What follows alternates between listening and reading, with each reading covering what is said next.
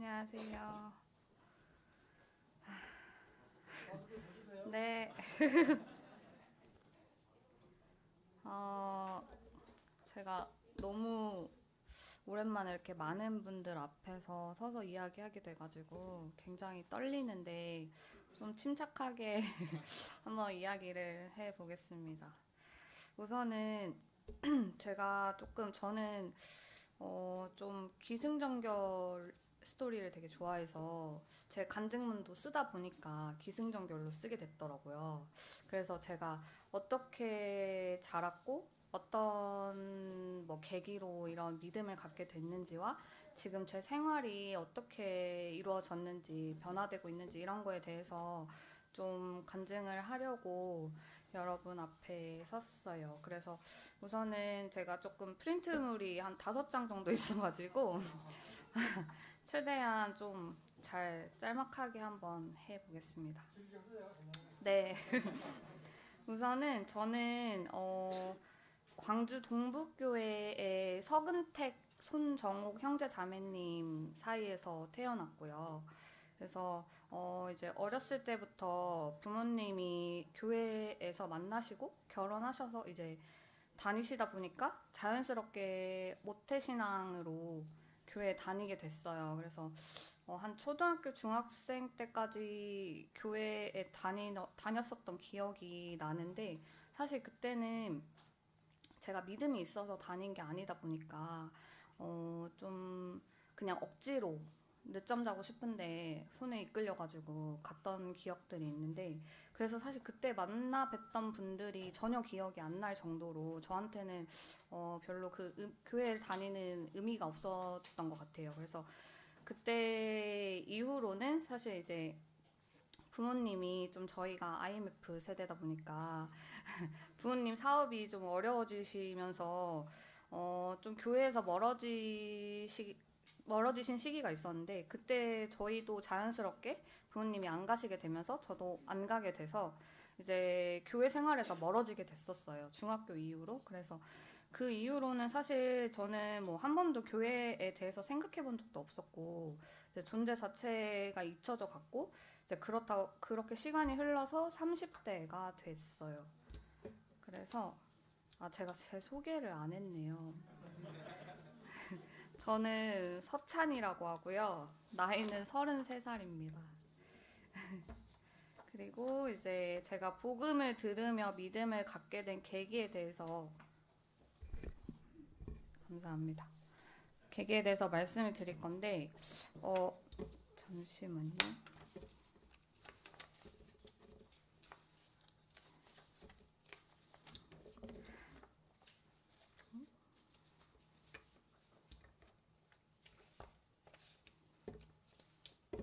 죄송합니다. 하나님을 찾게 된 계기를 먼저 말씀을 드릴게요.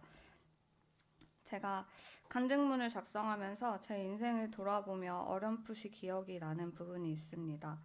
저는 어렸을 때부터 종종 내가 왜 이 세상에 태어났을까라는 질문을 스스로에게 던진 적이 있었습니다. 그러면서 자연스럽게 인간의 존재에 대한 의문점이 항상 마음속에 자리 잡고 있었던 것 같습니다. 그러나 깊이 들여다보려고 노력하지 않았고 그냥 태어났으니까 살고 있나 보다 하며 스스로 답을 내리고 무신경하게 넘어갔던 것 같습니다. 그렇게 시간은 계속 흘렀고 저는 다른 사람들과 비슷하게 평범한 삶을 살아오고 있었습니다. 그런 평범한 나날 속에서 저는 1년 전쯤 잘 다니던 회사를 그만두고 사업이라는 인생에서 큰 변화를 일으키게 되었습니다. 그때는 엄청난 자신감과 어쩌면 이렇게 될 일처럼 순탄하게 모든 것이 진행이 되며 제가 사업을 시작하기 전에 목표로 세웠던 일들도 순식간에 이루어지게 됐었습니다. 제가 원하던 백화점에서 저의 도자기와 화분을 판매하게 되었고 유명한 잡지에도 저희 공간이 소개되고 여러 업계의 유명한 분들이 저희 브랜드를 알아봐 주시고 찾아주실 때마다 놀랍기도 하고 행복했었습니다. 또한 저에게는 4년 정도 만났던 친구가 있었는데 그 친구와도 당연히 조금 행복한 미래를 그릴 수 있을 거라고 생각을 하고 순탄한 하루하루를 살아가고 있었습니다. 그런 행복한 시간이 얼마 가지 않았을 무렵 사업에 비수기가 찾아왔고 여러 경쟁 업체들이 우후죽순으로 생겨나며 저는 점점 치열한 경쟁 속에서 조바심을 느끼며 스트레스를 받고 있었습니다. 누군가가 자꾸 내가 만든 브랜드의 제품들을 따라하는 것 같고 남들이 더 잘 되는 걸 보며 질투하고 욕을 하면서 점점 제 머릿속은 부정적인 생각들로 넘쳐나게 되었습니다. 그러던 중 남자친구와도 결혼에 대한 의견이 맞지 않아 결국 헤어지게 되었고 사업과 연애에 모두 지친 저는 더욱더 피폐한 하루하루를 맞이하고 있었습니다. 모든 걸 다 잃은 기분에 저는 지속적으로 부정적인 생각을 하게 되었고 그 생각이 하루하루 저를 병들게 하는 것 같았습니다. 부정적인 생각이 쌓이고 쌓이면서 저의 목을 조여오는 듯한 느낌을 받았고 스스로 이런 생각을 하면 안 된다는 것을 알고 있지만 이미 머릿속은 칠흑 같은 어둠이 내려앉은 것처럼 더욱 새까매져 갔습니다. 밤이 되면 스스로를 자책하고 비난하며 나는 더 이상 이 세상에 존재해서는 안 될 사람이다. 이렇게 살아서 뭐 할까? 이렇게 힘들게 살 거면 나는 왜 태어났을까? 죽는 게 편하지 않을까? 그냥 사라지고 싶다. 정말 하지 말아야 해서는 안 되는 생각들을 곱씹으며 스스로를 감옥 안에 가두는 것처럼 어두운 생각에 저를 벼랑 끝으로 몰아가고 있었습니다. 그러던 중 정말 해서는 안 되는 생각까지 하게 되었고 이렇게 지내다가는 정말 내가 어떻게 되겠구나 싶어 부모님께 넌지시 이야기를 꺼냈었습니다. 엄마 나 지금 내 생활이 너무 힘들고 잠을 못 자고 있어요. 너무 힘들어요. 라고 이야기를 했는데 전화기 너머로 저희 이야기를 들으신 부모님은 저의 가벼운 투정 정도로만 느끼시고 오히려 나약한 소리 하지 마라. 그럴 때일수록 네가 더 정신 차리고 이래야지 라는 말을 들으며 그때 정말 내가 이 세상에는 기댈 곳이 없구나라고 느꼈고 더욱 이 삶에 대한 회의감이 들었던 것 같습니다.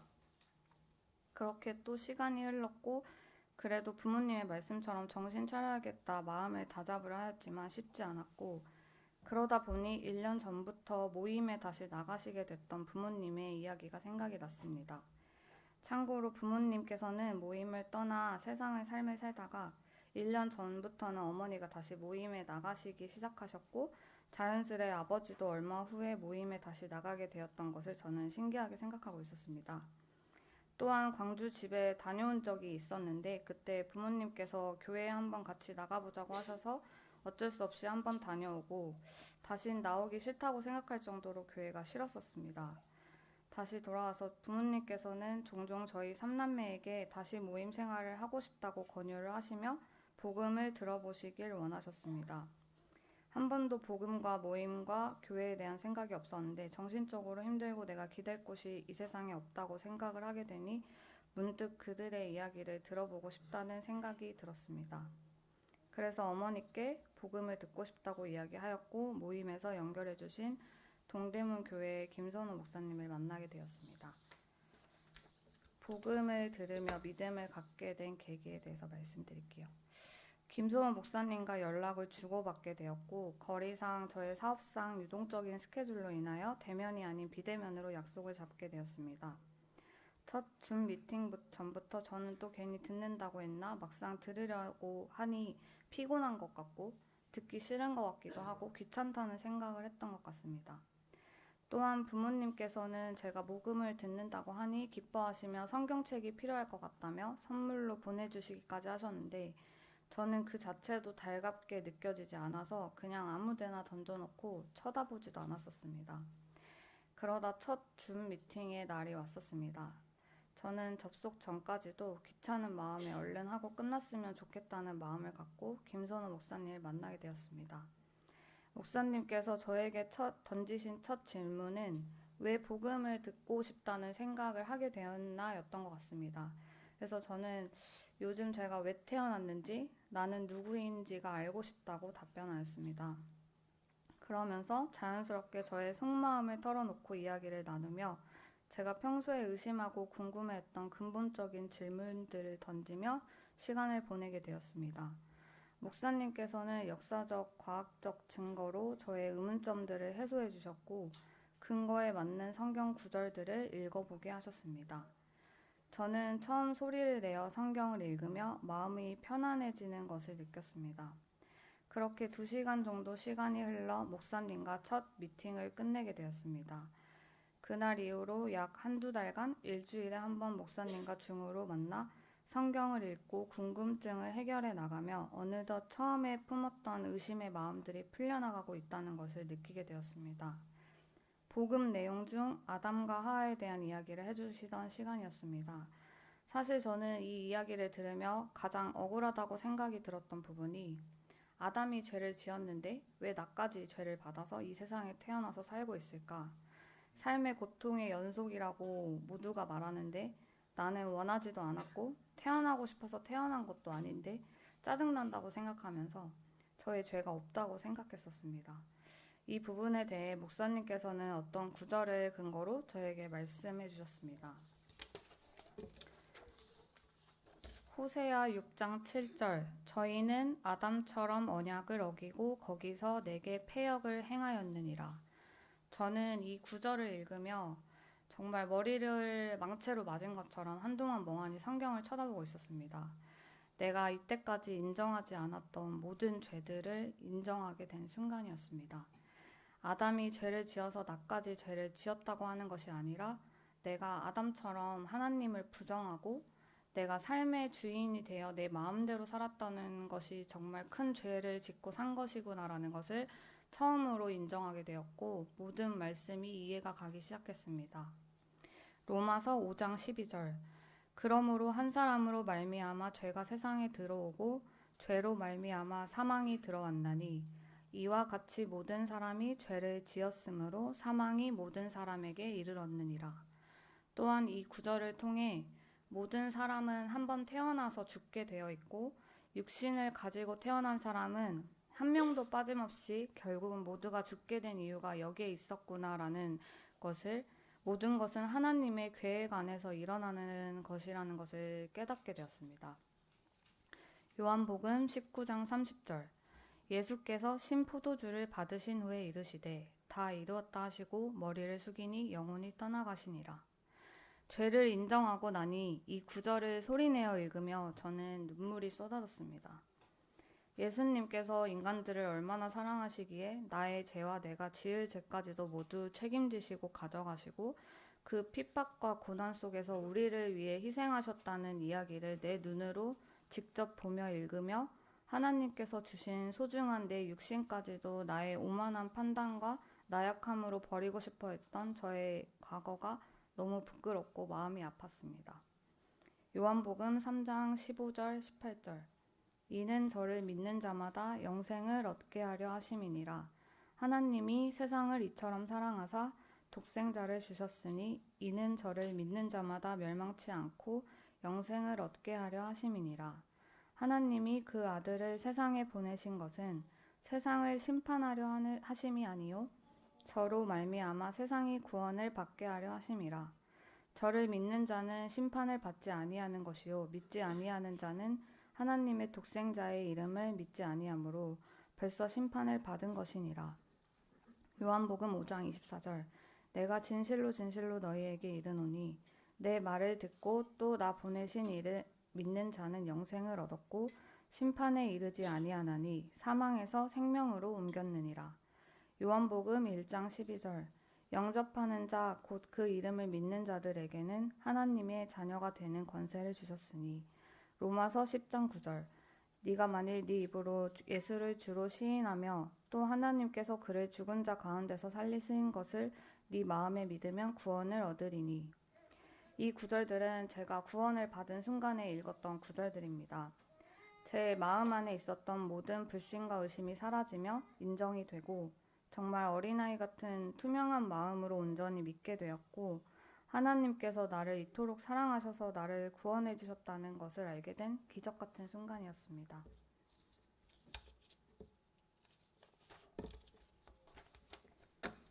그 이후의 삶의 변화, 제가 구원받고 나서 이제 제 삶에 어떤 변화들이 있었는지 말씀을 드릴 건데요. 저는 김선호 목사님과의 마지막 줌 미팅 복음을 건네 들은 이후 한동안 멍하니 의자에 앉아 있었습니다. 제가 구원을 받았다는 것이 믿기지 않을 만큼 떨리고 이상한 마음이 들면서 한편으로는 너무 편안했던 것 같습니다.